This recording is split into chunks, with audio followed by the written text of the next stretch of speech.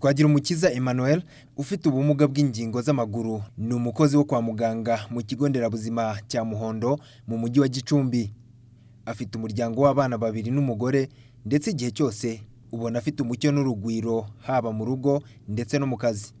Mu mwaka w'2007 ngo nibwo bwa mbere yagize igitekerezo cyo gushakisha uburyo bwafasha mu kurwanya inzoka zo mu nda ziterwa n'umwanda zagaragaraga mu barwayi benshi bazaga kwivuza aho yakoreraga.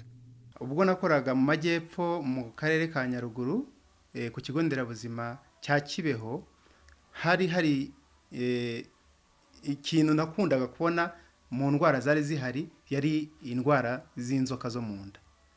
Hanyuma nza gutekereza ko izo nzoka bashobora kuba bazihererekanya, umwe avuye mu bwiherero akaba yayiha mugenzi we bitewe ko nta hantu bakarabiraga amazi hari. Ibi ngo byatumye asaba ubuyobozi bw'iri vuriro ko bateganya akabase k'amazi abantu bazajya bakarabiramo n'isabune bavuye mu bwiherero. Gusa ngo ntikaharaye kabiri kuko bwakiye bakibye. Nari ndi kuri microscope, umuyobozi araza arambwira ati kakabase bagatwaye byose nta kintu gihari.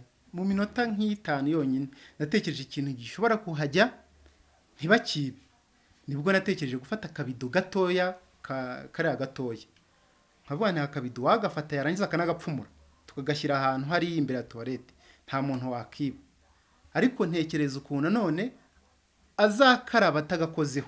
Yatangiye gushushanya uburyo iki gikoresho cyaba giteye maze aza kugishyira mu bikorwa, ndetse abayobozi be n'abo ku rwego rw'igihugu bahasuye baza kubyishimira, dore ko kugira ngo abantu babyumve yanditse amagambo mu nyuguti nini agira ati kandagira ukarabe.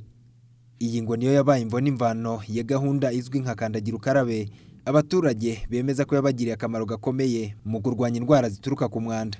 Iyi kandagira ukarabe ntabwo twari tuyizi, aho tumariye kuyimenya urabona nko mu bigo nderabuzima, mu bigo by'amashuri, mu ngo iwacu nazo turazikoresha. Twagirumukiza avuga ko nta nyungu yakuyemo nyuma y'uko igitekerezo cye cyamamaye kigashyirwa muri gahunda za leta ndetse kikaniganwa na benshi, nyamara we ngo anezezwa nuko byafashije mu nyungu rusange z'abanyarwanda. Ntiyarekeye aho, ahubwo ibi byamwongereye imbaraga zo gushakisha uburyo bunoze kurushaho.